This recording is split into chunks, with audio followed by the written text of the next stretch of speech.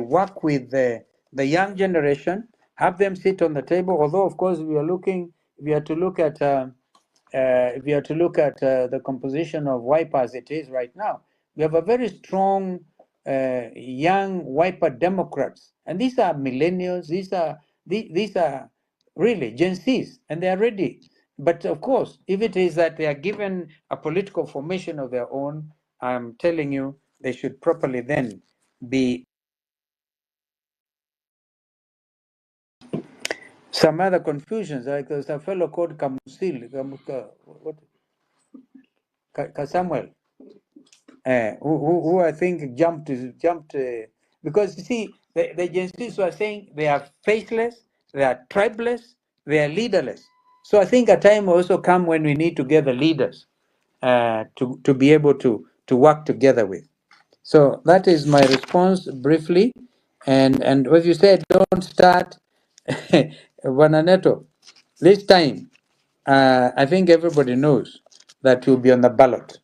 And we'll be in the ballot not just to complete some assignment, but to win, and to win for this country. And I believe our win will be a win for our country, for democracy, for the rule of law, for good governance, for stopping of stealing of Kenyans' resources by those in power.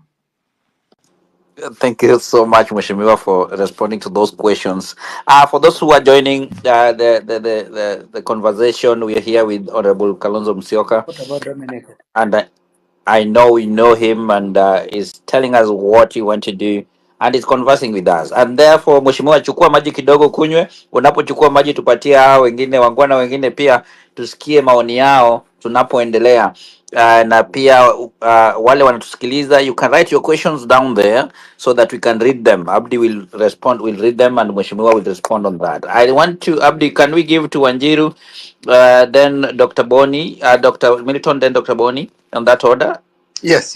And I just want to reaffirm and say thank you to Honorable Kalonzo for his steadfast leadership and commitment ensuring the IEBC's Reconstitution process adheres to the principles of inclusivity and fairness. I think his emphasis on youth involvement is also a critical step towards shaping a future that reflects the aspirations of Kenya, I think. And also one thing I want also to echo is his unwavering belief in the rule of law as foundation of resolving our national challenges. Thank you again. Over to you, Hilary.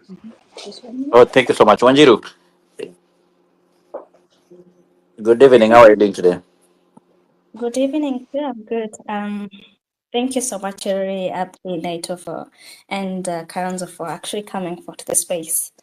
I do have a question to Honorable Kalonzo. and Abdi, please forgive me if it's personal. Maybe raise your hand if it's personal. I want to ask because we have one guy in the member of parliament. His name is Farah Abdi Mohammed, and he's a member of Wiper Democratic Party.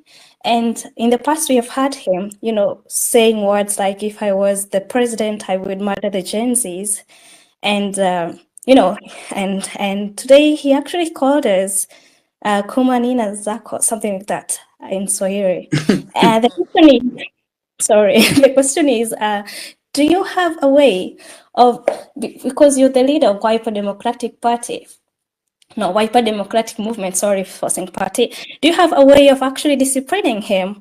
I know in the recent, the leaders have been speaking of agencies or youths are undisciplined and blah, blah, blah. Do you have a way of actually, as the party leader, disciplining such a member of parliament who is actually a leader of dialogue, spewing hate towards the youths and spewing, words of "I would murder the Gen Zs, I would actually do this if I'm in a position to"? So what is your move on actually helping him to actually get to senses? Because on my view, I feel like he doesn't think well, because that's not a way a reader that should be thinking.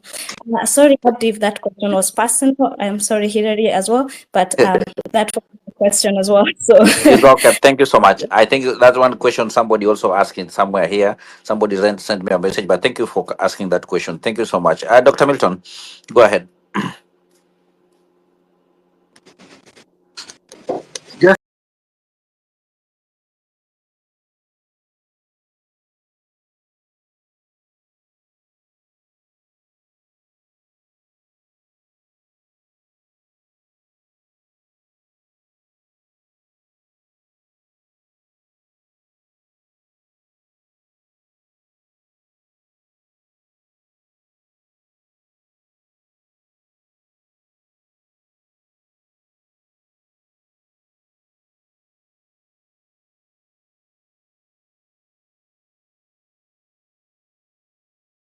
Just to follow. Honorable Kalonzo Musika for the gracing this discussion. Let me start by introducing myself because I'm sure he doesn't know me. So my Yes. name is Bodu Mwangi. Can you hear me? Yes. Yes. Yes. Yes. The- Okay.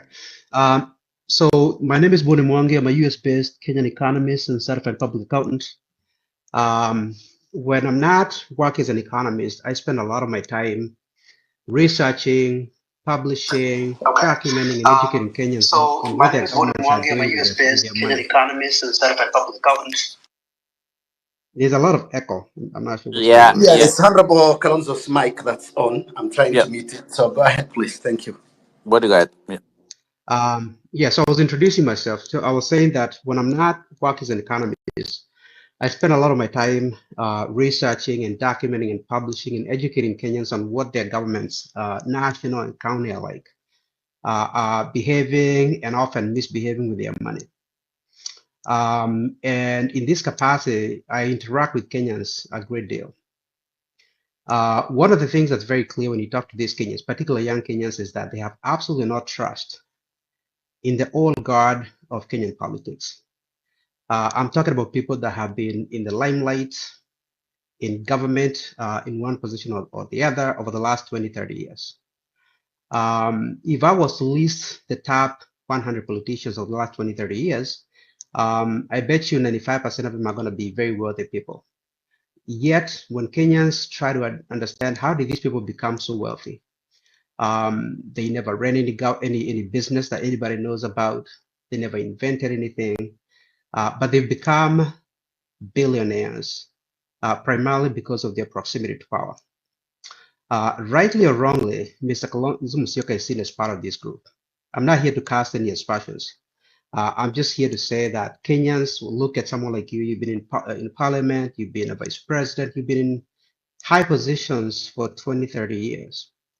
When we look at what's ailing Kenya right now, chronic unemployment, um, corruption, everywhere you look around, we have a system that's not working for Kenyans. Through my analysis, as I've educated Kenyans,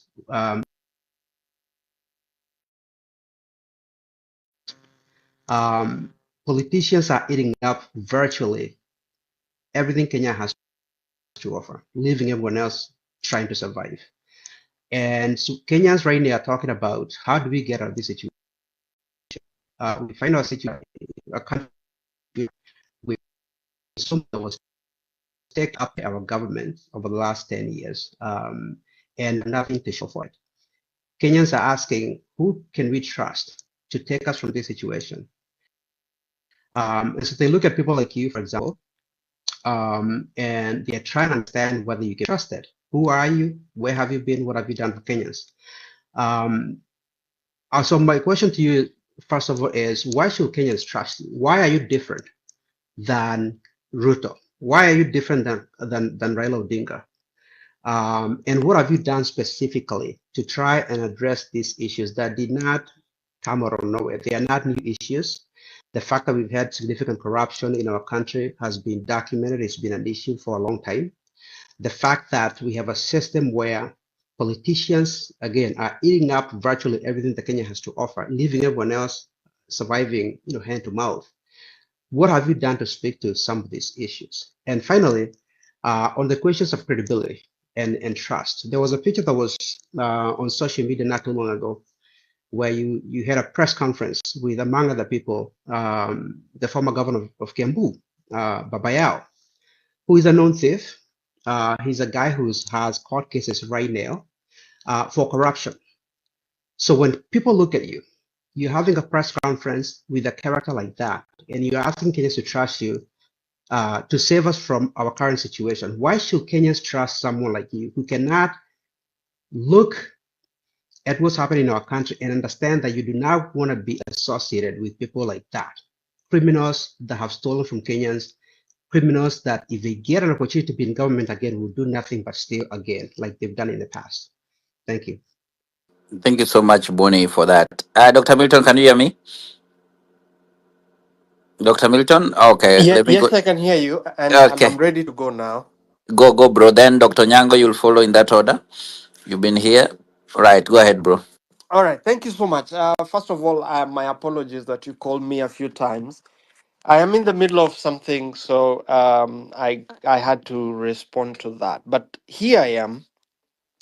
First of all, it's a great pleasure to be able to share this space with Honorable Kalonzo, a man that for many years I've held in high regard, and I still do.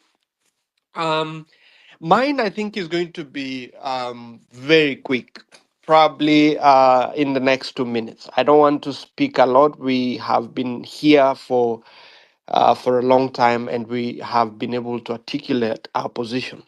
So, first thing is, Honorable Kalonzo, um, you said that you've been in this political space since you were 31 years old. So, really, for the life of Kenya's political age, we would say that you've been here for 42, 45 years.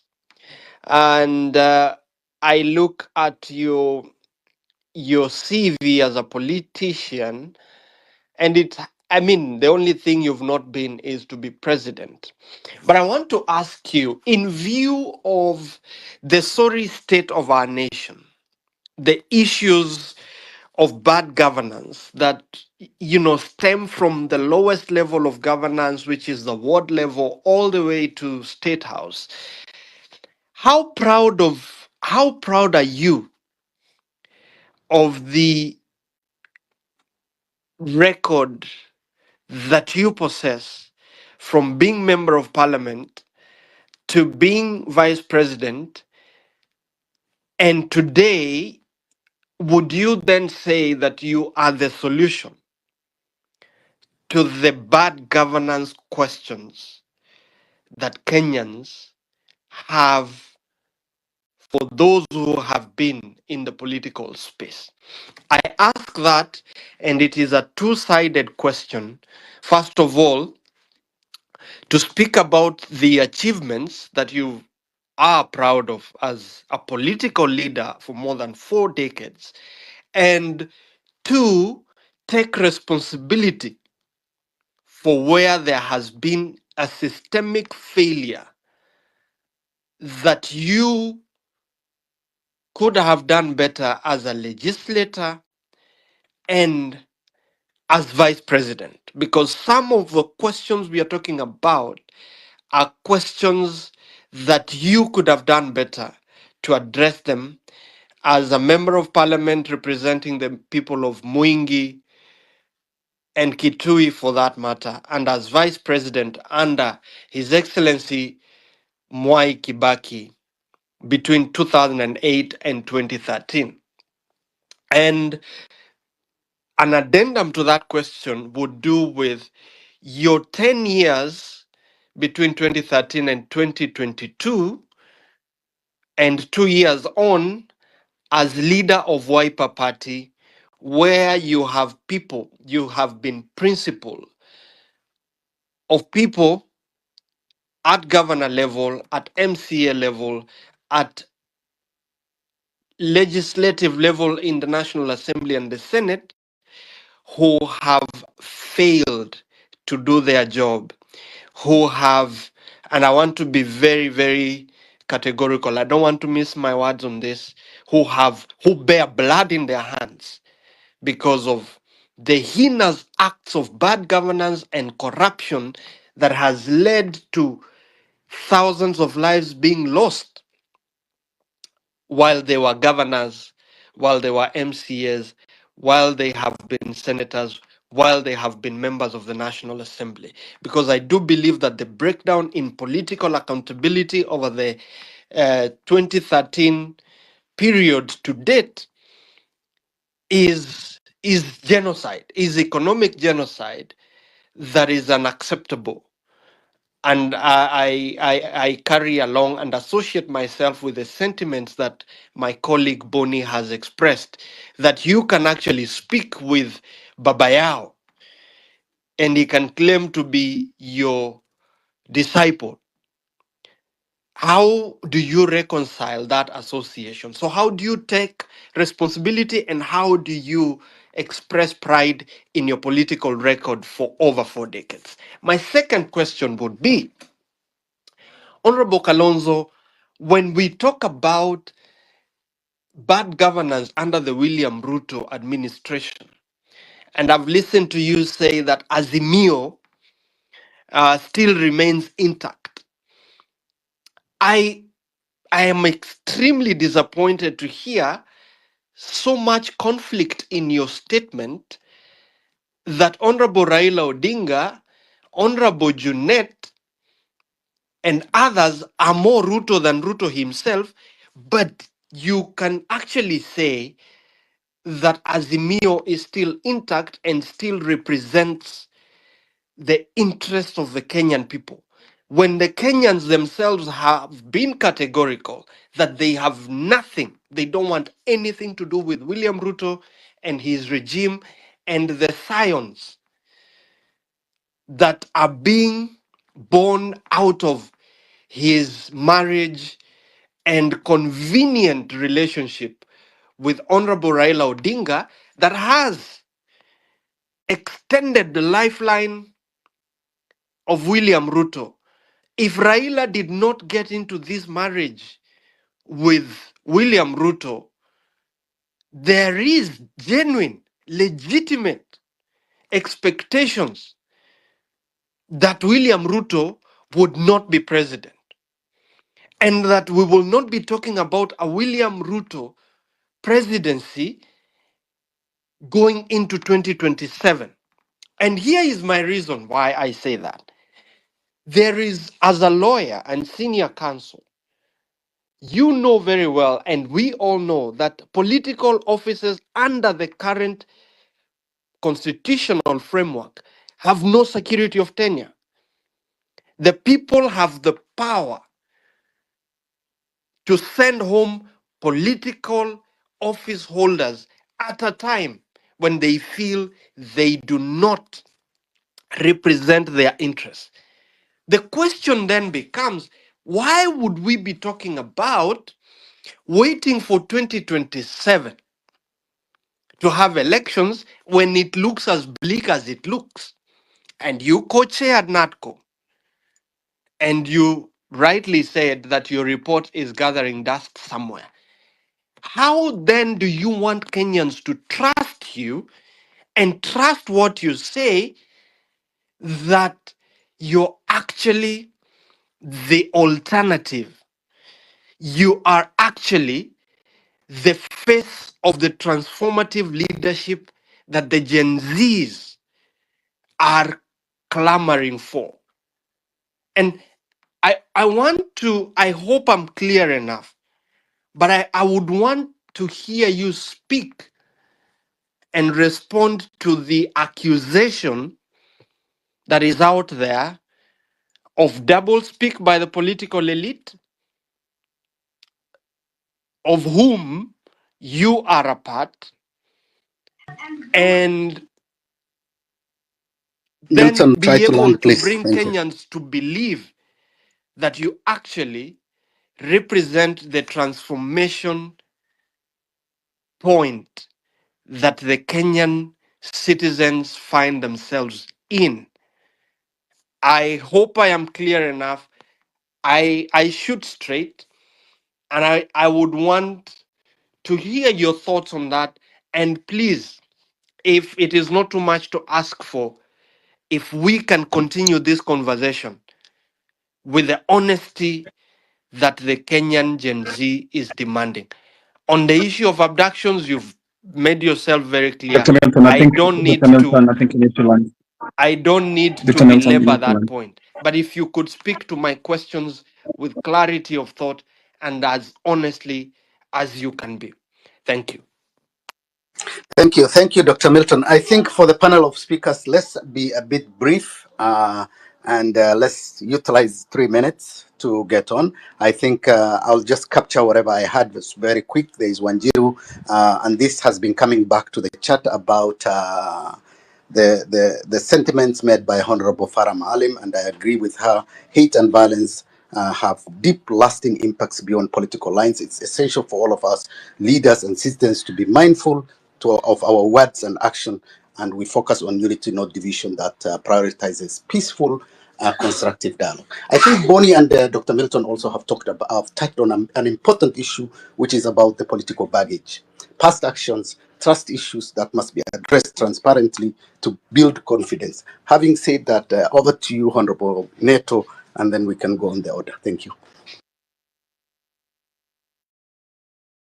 Thank you. I think Neto as on the way. Before Honorable Kalonzo come in again, I want to say that, guys, there's so many requests that we have. If you have a question, you can write down there. We will try to read them so Mheshimiwa can respond to them. And also those who are in mic, 3 minutes is enough, or 2.5 at most, for us to at least to make conversation more focused and on the state of the nation.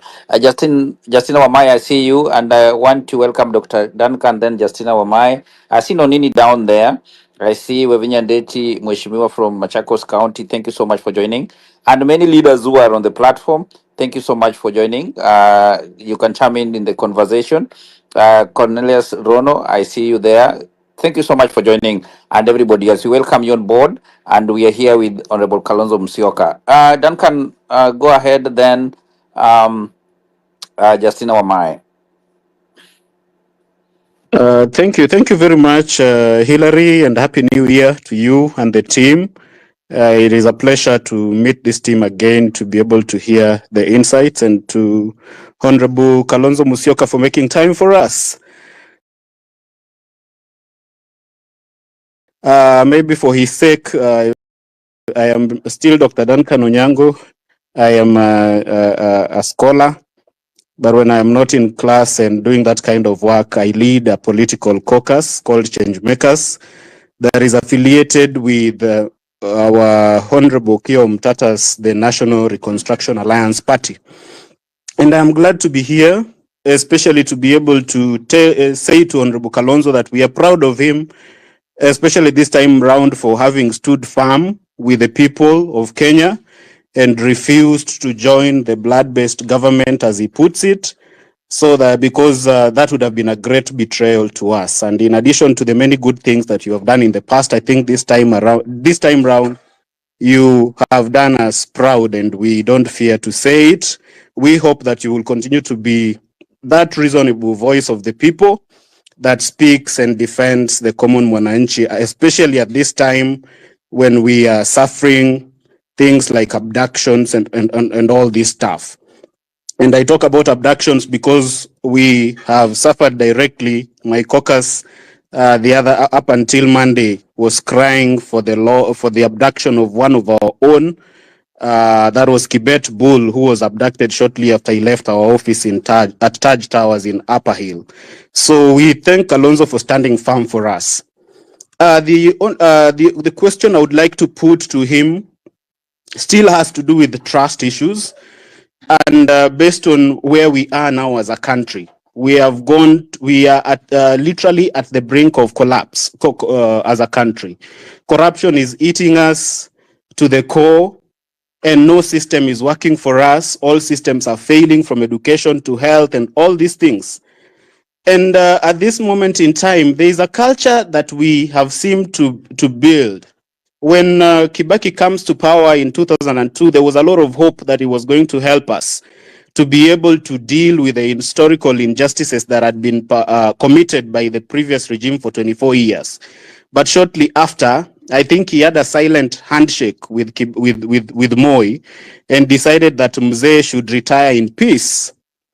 And we see it coming again when Uhuru comes to power and he has a handshake with, so this culture of handshakes, how are we going to bring people to account for the atrocities and the injustices they committed while in office, if every successive president that comes to power is going to have a handshake, whether it is a public one or a soft one, with the previous regime?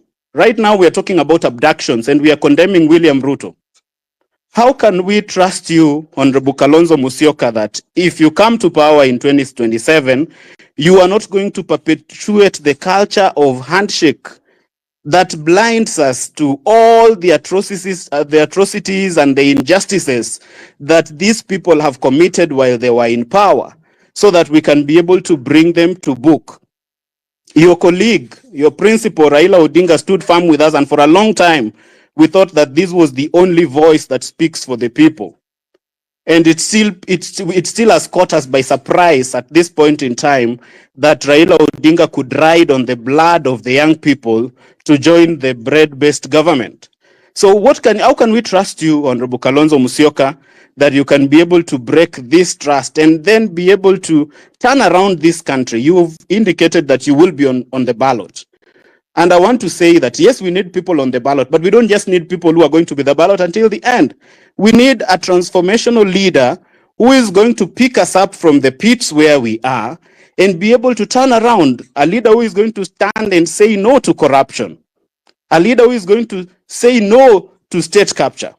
So what can you do differently? How can we trust you as young people of this country that that you can be able to pick us up from where we are and take us to where we ought to be as a country? Or are we going to work so hard, like the people of Zimbabwe worked so hard to remove the Mzee Mugabe from power, only to be able to end up with someone that they are now regretting? So I think it behooves you as a leader to be able to stand at this point in time and outline to us, convince us, talk to these young people. I've gone around the country talking to people. One time when I was just here in Kajiado, some people told me, one Mzee approached us and told us, we don't want Kalonzo, we don't want Raila, we don't want Ruto. Why would you be categorized among these people by a random muzee somewhere? Because some people tend to believe that you Summary. have been part of the system and there is no difference between you and these people. And the same way Raila has crossed over, you would easily have a handshake when we entrust you with power. So I would like Okay. you, Honorable Kalonzo Musyoka, to speak to that, to be able to inspire our confidence on how we can be able to consider you as we move towards 2027. Thank you. Thank you so much, Daktari, for that. Mheshimiwa, I want to bring you on board again. If you can chime in on those questions as we bring a new team on board, at least there's so many requests, and I know many people have a lot of questions. But if you can come in and respond to those questions, Mheshimiwa, you are muted.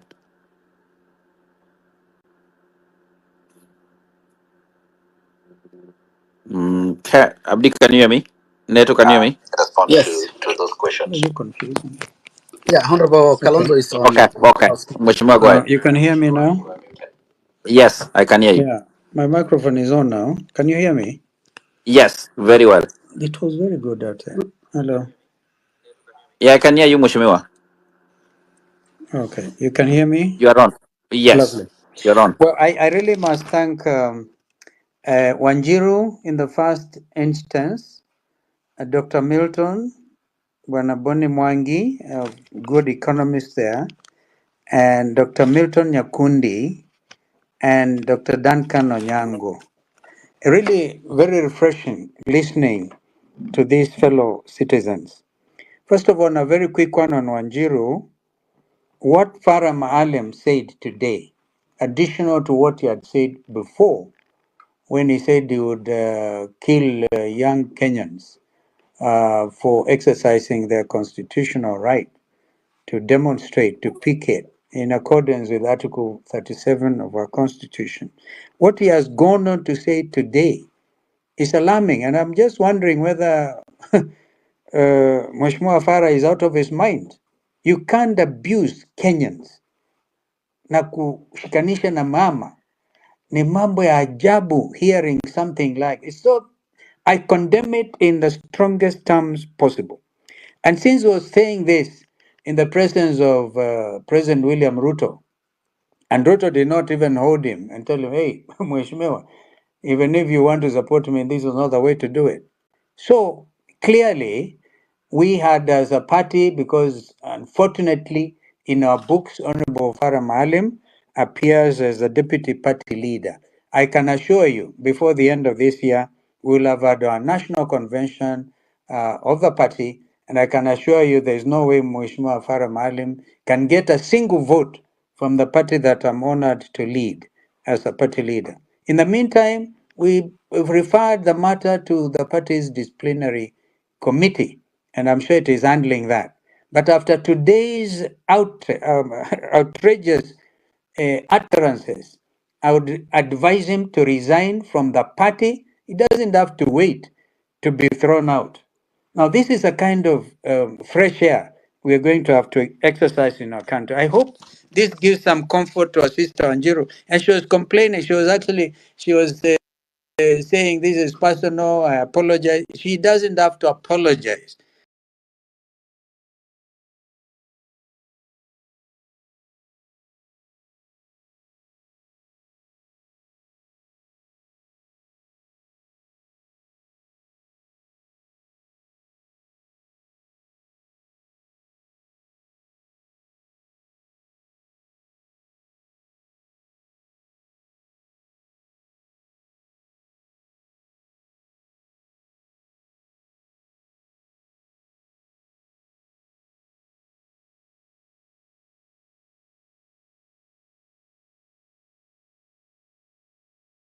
Because what other people, people like Adings Kodek, I didn't find Kodek in parliament, but there were people who were serious leaders.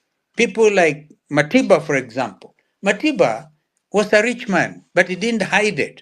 He didn't hide it. He elaborated clearly how he made his wealth, because you not expect that also leaders are not supposed to grow their wealth portfolios. But the others like Robert Ouko, a professional minister for foreign affairs, after whom I actually learned so much. I mean, after whom I came into office. And people again who are in the area of our diplomacy, countries' diplomacy, um, giving a clear direction on what this country stands for in terms of our international relations.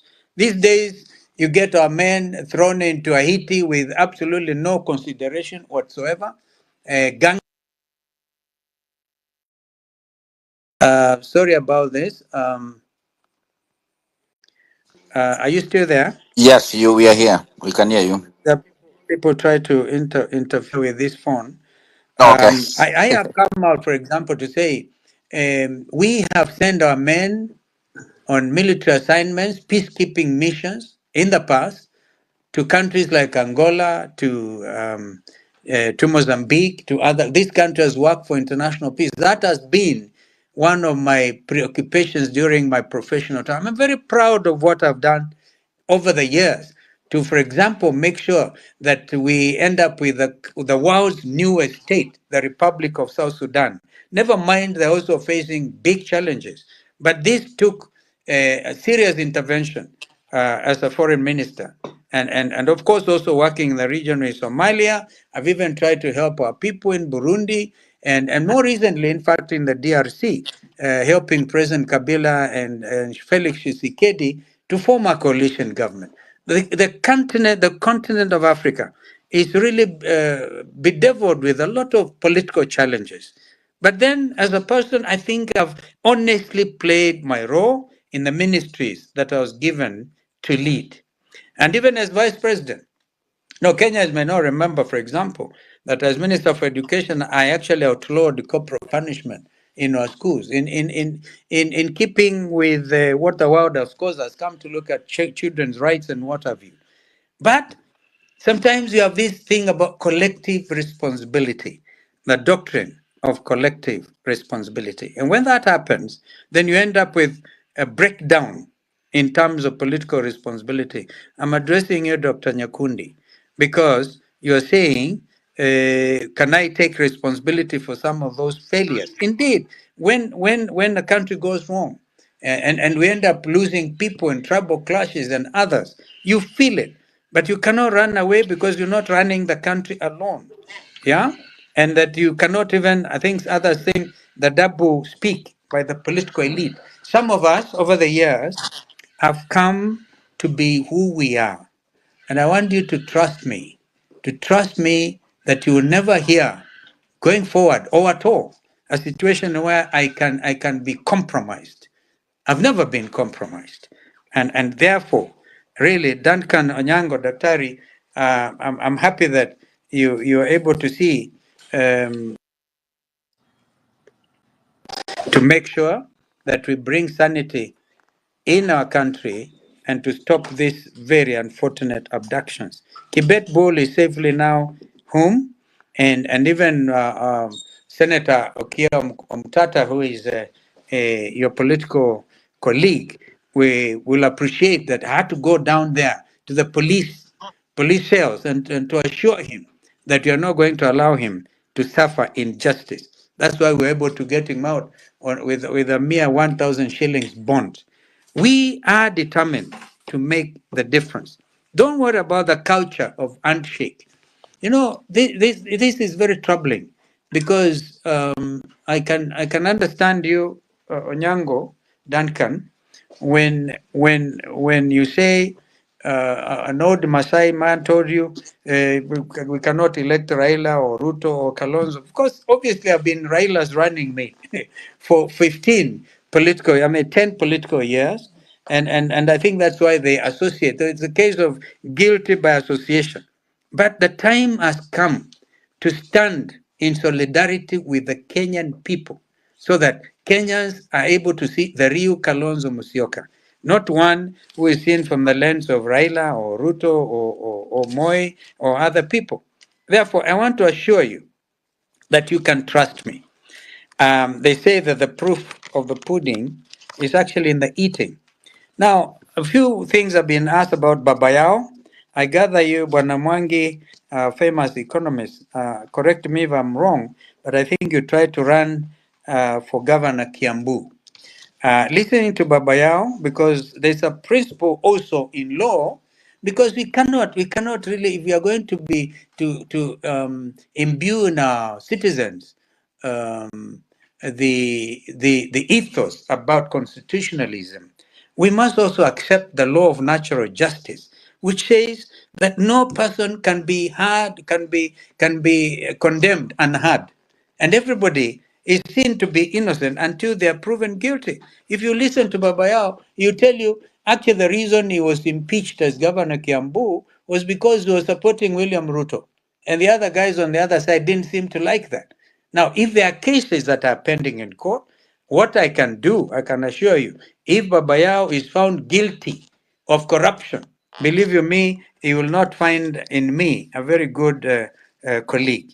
Because then at that point, they'll tell him, you know, Babayao, this is the law, this is it. You made the appeal, and therefore, you know, nobody is able to listen to you. But as of now, give him the benefit of the doubt. Let him be able to explain himself to the Kenyan people. Therefore, do not say that if he's seen in a political press conference, then Kalonzo becomes also guilty by association. I want to assure you, my friends, that the time has come to redeem our country. Real time. And the real leaders must now stand up. From the Gen Zs to the millennials to even the older people like Kalonzo Musyoka, who are determined to hand over this country to the younger people as a country we can be proud of. Right now, it's a country in shambles. And we'll be calling out everybody, calling out William Ruto and his administration, calling them out. We will not, you know, one of the criticisms has been, oh, you people in opposition say so much, but you do not offer any solutions. Were we not able to offer a solution when we said no to the Andani takeover of the Jomo Kenyatta International Airport? That was a very loud no, and we demonstrated it by going to court. As senior counsel, I want to tell you, I will not hesitate taking positions, even some of the briefs pro bono, like I did, of course, for Kia Mutata and friends there, pro bono, to be able to get the right and the progressive forces coming out to stand and be counted at a very critical time, at such a time as this. We would not want this country to collapse. We will do our best. But of course, I also agree, and I think Raila himself said it. If he did not come to the rescue of William Ruto, we would be having a different situation. But that is for Raila himself to deal with if you're able to catch up with him. So stop there and assure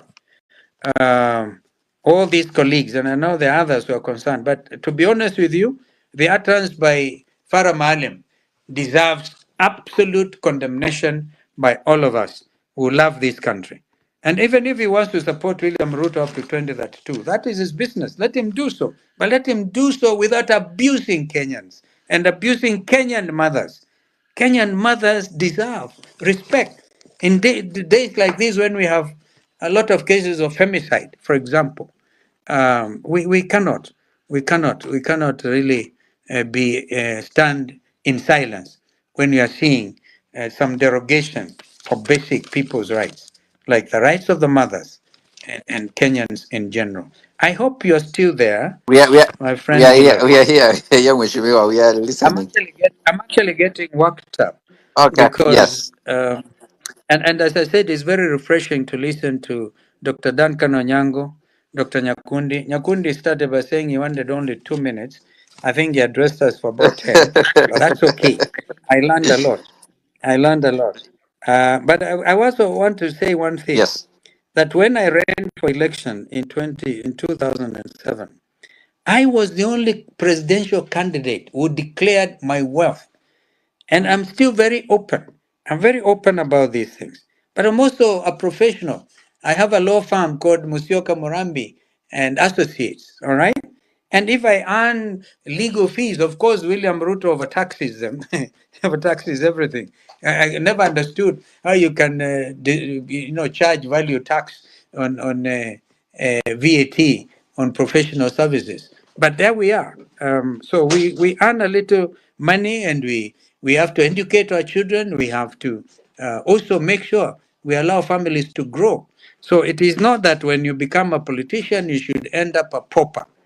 But I think enough to keep you going, to raise up your family, and to, in a case of somebody like me, to bequeath future generations a country that is under the rule of law, of course, a country that also fears God, and a country that is going to be devoid of these chest thumpers.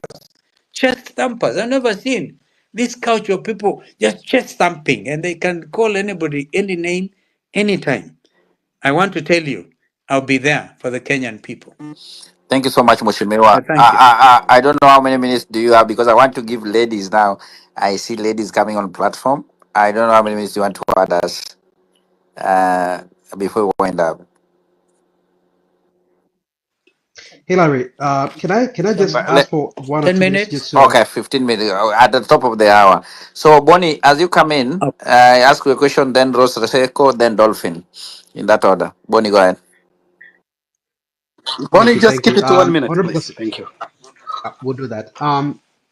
Thank you so much for Is your he there? responses. I can Can hear you you, hear Bonnie. me? Go ahead. Awesome. So, Mr. Musyoka, the question that I was posing to you have to do with credibility and authenticity.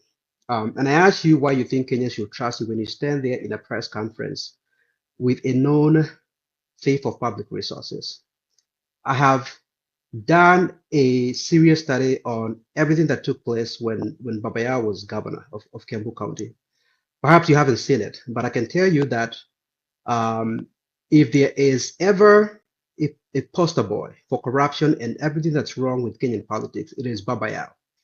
The last person who deserves a second chance and the benefit of the doubt is Babaya. And I'm puzzled that you will urge Kenyans to look at an individual like that and say, cut him some slack. Wait for our court system to determine that he's a known criminal. I mean, we know that our system of justice doesn't work. An individual like that steals from the most vulnerable in our community, bribes his way through the court system, and is still a viable politician in our country. And people that are asking Kenyans to trust them do not have the ability, the foresight to be able to tell people that should not go anywhere near public resources. That's puzzling to me, and it's surprising to me. And I say that with all due respect. I'm just going to give you a couple of data points to kind of drive home the reason why I believe that there's a gap between the young people in Kenya and the old guard of Kenyan politics. I'm going to give you a couple of data points, and I'll be very brief about your own county of Kitui. And I see Governor Wavinya Ndeti is here, so I'll give you a couple of data points about Machakos. Again, I'll be very brief. Your county of Kitui has a population of 1.1 million. It's got a 55% poverty rate, 63% literacy rate. It's a poor county. The average citizen there makes about $10,000 shillings a month. With a 55% poverty rate, your county spends 10% of its budget on MCAs alone. Okay, 10%. The Kitui County spent 97 million on foreign travel in 2022-2023. It spent 420 million on foreign travel, a total of 517. It gave the MCAs 233 million in cars and another 14 million in allowances. So that county alone, just on a few people, the county has about 55 MCAs. You spend 764 million on them, luxury. And then look at how much money that county spent on education. Actually zero shillings on education and bursaries in the whole county. So you spend 764 million on yourself, you spend nothing on the citizens. Give you a couple of data points about Machakos. Bonnie, 36% poverty can rate. we land please and give it on the chat? We only have 15 minutes Yes. to do, and we'll appreciate. Thank you. Understood. Understood. So Machakos spent 747 million between cars for the governor, MCAs, and travel, and then it spent 80 million on education and bursaries for the whole county. That's the problem that we have in our country today. And all these Kenyans that are on this call understand that issue. And our politicians, in my honest opinion, do not understand that issue. Thank you. Thank you, Bonnie, for your comment. Let's go to the ladies, and then we go to Anwar and Senator Babu. Yes, Thank you. go down. Rose, how are you doing today? Welcome. I'm okay. I'm doing well. Thank you very much. Good evening, everyone. Good evening. I'm honored to join this important discussion and connect with these fellow Kenyans who are passionate about developing a better future for our beloved nation. Honorable Kalonzo, your unwavering dedication to integrity, justice, and unity has been a source of inspiration for many, including myself. Allow me to possess two questions that I believe will highlight your strength and offer clarity on your vision for Kenya. My number one question: you've been a steadfast advocate for peace and national cohesion.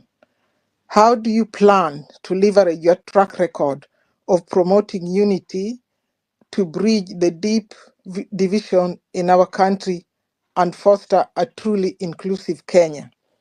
My number two question is, your commitment to servant leadership is well known.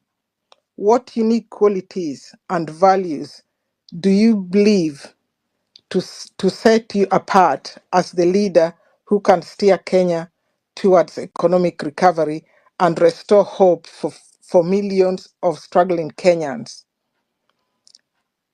Thank you for your leadership and for engaging with us tonight. We are eager to hear your insight.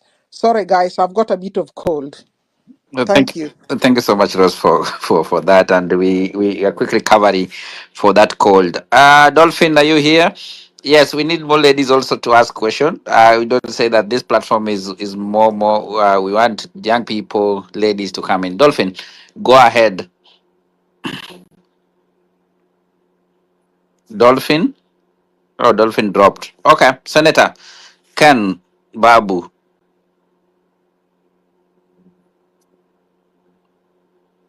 Abdi, can you hear me? Honorable, can you hear me? Yes, I can hear you. Yes, I can hear you. Thank you. Okay, Senator Babu, are you here? All right, I think you have connection issues. Anwar? Hey, good evening, ladies and gentlemen. Thank you, Hilary, Abdi, the Honorable Kalonzo, and the rest of the members here. Uh, One of the things that is very important that I think for most of the observers have seen, though we gave ourselves a constitution in 2010, successive governments since then have proven that the president still enjoys immense power, that they have a lot of power over of our institutions that are supposed to be acting independent. We see it now with Ruto controlling parliament, controlling the judiciary, and therefore the character of the person that becomes president is very important. We all agree, I think, that the current government does not represent what we aspire for the Kenyan people. This is not what we want for our nation. We do not want to see cases of abductions. We do not want to see cases of killings, or we do not want to see cases of corruption. So the bottom line is that we want, those of us that really need Kenya to change, agree that the current government needs to go. There will be debates of who and what kind of people need to replace them, but I think that is a debate that I think when we agree that the current government needs to go, we will continue to have. I think my questions that I want to ask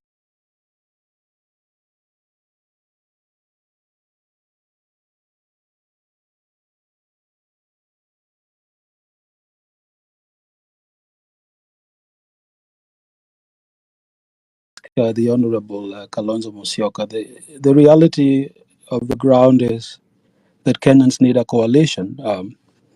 Government, among politicians, young people, to achieve the immediate goal of ensuring that UDA, the blood-based government, is a one-term government.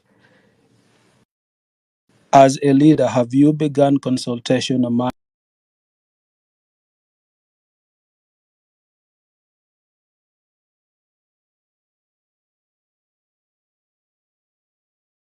your peers and the other people to criticize, will you be killing our people if you are to become the president?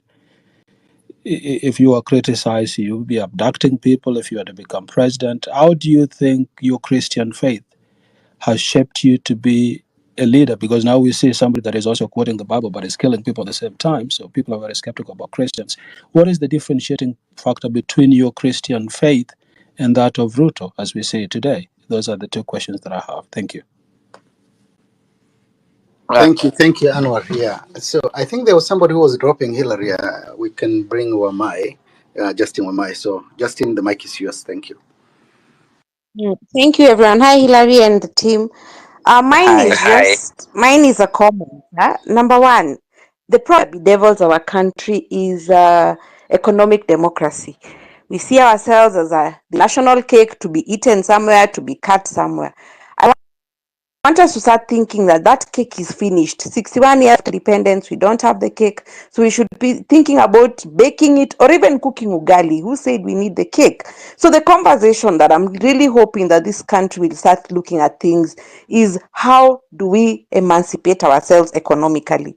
Number two, the challenge again we have is that we are all hoping that we are all saying must go, which is fine.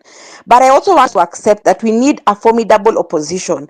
If we really need true and, that strong, the change, the transformation we're looking out for, we need a strong opposition that will keep the government in check. Because as it is, if the one we say must go goes and then he ends up being in the position, it's going to disturb everyone. So whatever we are planning for in the future, focus on winning government and having a formidable opposition. Hillary, if you allow me, let me donate my rest of the time to Omondi Koyo. He is really insisting on speaking. Thank you very much and enjoy your evening. Thank you, Thank you, Justina. Justin. Where is Oyo? I don't see him. Maybe you will request a mic. Okay, Mathira, you've been here for a while. Do you have a question? Then Ronyo. Then we'll give Honorable Kalonzo Musyoka. But I think Mheshimiwa, we are sorry that we're gonna take maybe more 10 minutes on top. I will not add anybody on speaker. Mathira, can you go ahead? Then Ronyo. Well, thank you very much, fellow compatriots, for making time to gather around this very important topic. Mine is with regard to the reconstitution of the IEBC, and I want to take Honorable Stephen Kalonzo Musyoka back to 2017, where it was their political formation together with Uhuru's that gave us the commission that gave the elections in 2017, which in the first round were annulled. Of course, there went on to be a repeat election, but we know that questions have been raised with regard to the 2017 presidential elections and basically the general elections in totality. Now, in 2022, Kalonzo Musyoka was with Raila Odinga and Uhuru Kenyatta, and there was this talk about them having this system. So in a way, it was considered that if the elections were going to be rigged, it would be in their favor. There have been other actors in that space, both in 2017 and in 2022, that never kind of got an opportunity to be heard or to be at the table. So even in the constitution of the Independent Electoral and Boundaries Commission, their views were not taken into account. Now, at this point, we have ODM in government, we have UDA, we have Wiper. It's a mongrel of a system that's running this country.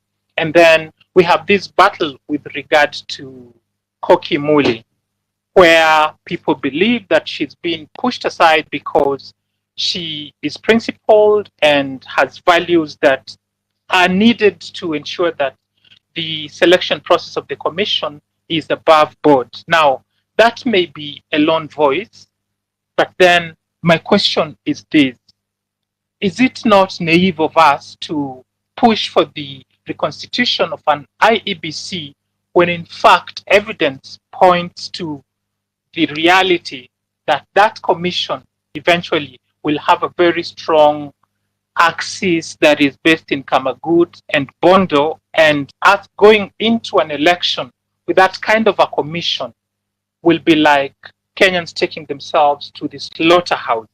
Yes, people say we may not have an alternative to the process that's currently going on, but if I was to be bold and courageous enough, I would actually congratulate the Wiper Party and Koki Muli and Kalonzo for having held this process behind for a bit so that we can introspect.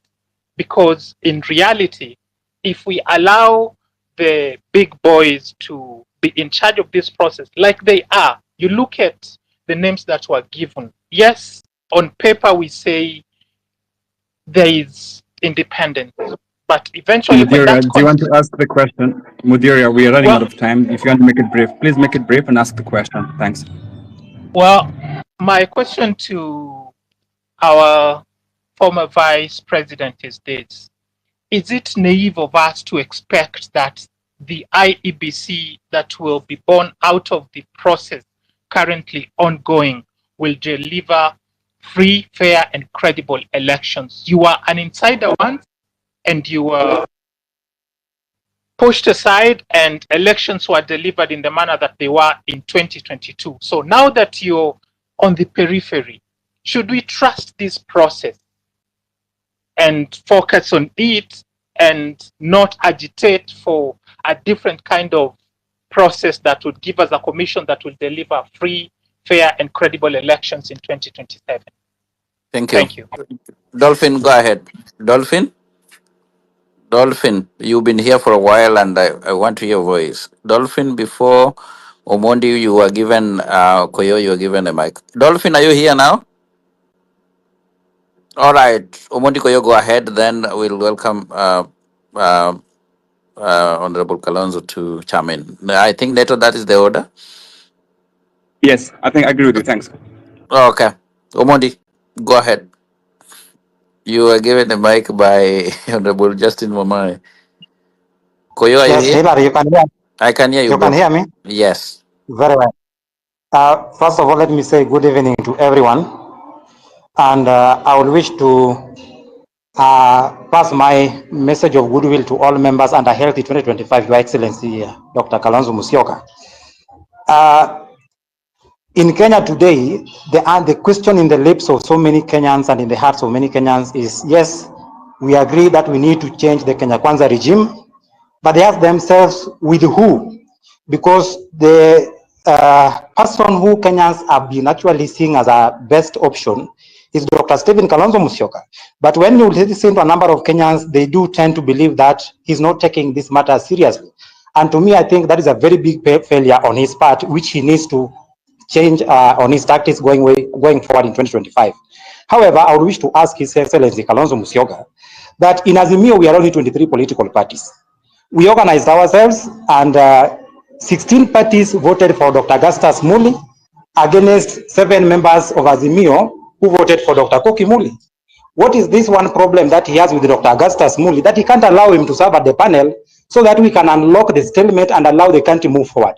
Remember, the Kenya Kwanza regime is taking advantage of the confusion in Azimio to continue derailing the reconstitution of IEBC. How I beseech His Excellency Kalonzo Musyoka, please let us allow this process to continue, because Dr. Augustus Muli of National Liberal Party is a constituent member of Azimio La Umoja One Kenya Coalition, which yourself you are leading.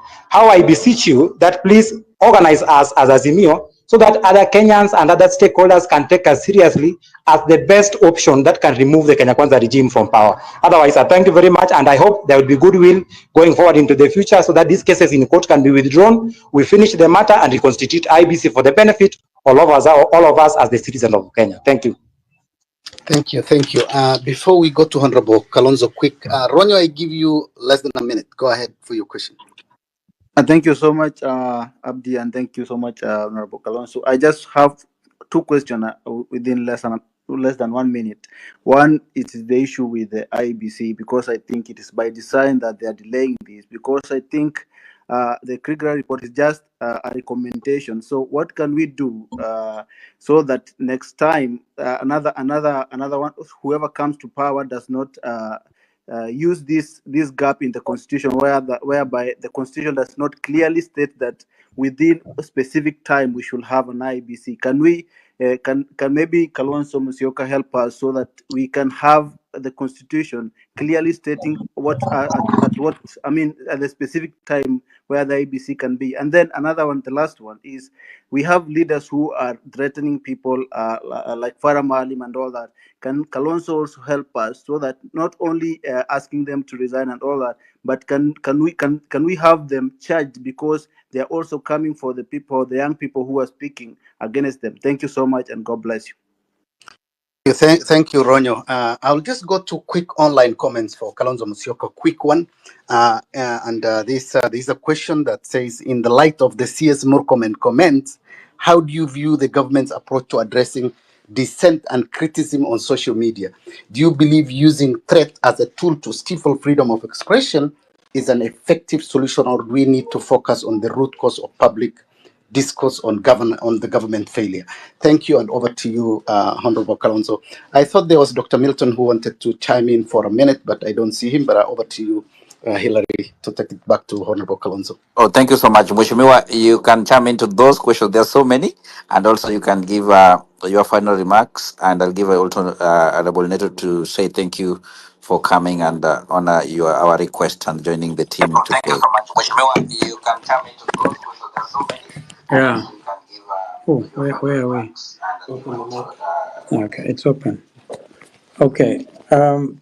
Are you there? Yes, Mheshimiwa, we can hear you. You're well. Thank you. Well, I want to thank all the contributors and very useful comments. Generally, very concerned about our country and where we are. Boni, you gave us quite a bit of a lecture, Dr. Boni Mwangi, very competent economist, giving us very good statistics about my own home county of Kitui. I cannot, of course, agree with you. I do agree with you absolutely that something needs to be done about foreign travels by MCAs and people. It may not be clear to the majority of Kenyans that before the close of every financial year, everything is done to get members of parliament out to Dubai and to other places, MCAs everywhere. Some go for benchmarking in places like Singapore and other places. Complete wastage of public resources. Therefore, I cannot agree with you more, Panaboni. And you say that Governor Vinya is actually online herself. But of course, I don't agree when you say there's zero on education and bursaries for Kitui County. I wish Governor Malombe was able to be. We bring this out, this fact to him. I cannot see how there can be zero allocation for education and bursaries in Kitui, and this 80 million for Machakos. I really would want to engage with you, Bwanabone Mwangi, when you are home. I don't know whether you're home, because I admire your knowledge of economics. Rose Seko, I thank you so much for the wonderful comments on what yours truly has been able to do in terms of working for peace, not just in our country, but in our region. And therefore, I want to give you my commitment that the biggest challenge we have is to work for national cohesion. You know, there's a constitutional commission which is called, what is it, NCIC, Commission on National Commission on something, led by Dr. Kobia. I wish they could just swing into action and institute prosecutions. You know, the only commission I find which is working to the benefit of Kenyans is the Kenya National Human Rights Commission. Because I'm with them in court, they are there, they are trying to educate our people on their rights, their constitutional rights, a lot of them non-derogable. And so I find that some of these constitutional commissions are really sleeping on their job. Therefore, however, there's a lot that we can do. I believe seriously in servant leadership. That's why I started by saying, for me, leadership is a calling. If you try to impose yourself on people, you end up like Bwana William Ruto. And so I have respect for him. He's our current president, and we are all going to have to work hard. I hope he. I saw that somebody like Sudi joined this conversation. I wish he can go and tell his boss what Kenyans are actually saying. Senator Ken Babu, I missed out on your submission. There's some interruption. But we have to work very hard on building a proper coalition, a coalition that is going to work towards a complete liberation. In fact, I'm calling it Komboa Kenya. Because it's a time really to all of us put aside whatever differences and be able to get our country back. So we'll work together. We'll work together. As I told you, we are working very hard.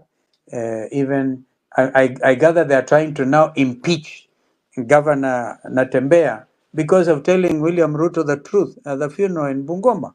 And if they try to do that, we will stand as usual with Governor Natembea and tell people the truth, that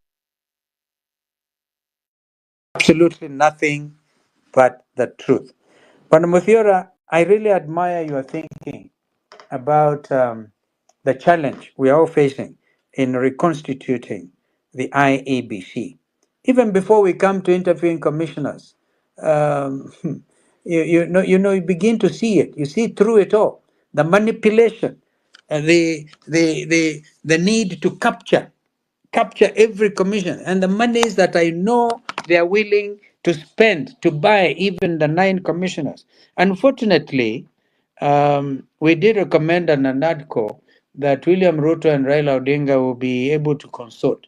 I think that in the light of what Raila is now doing, I think we should now change it and say we have to be there so that it's not left to William Ruto to appoint the commissioners and the chair of the commission and that kind of thing. During those discussions, Kenyans had various approaches on how to end up with a credible um, IEBC.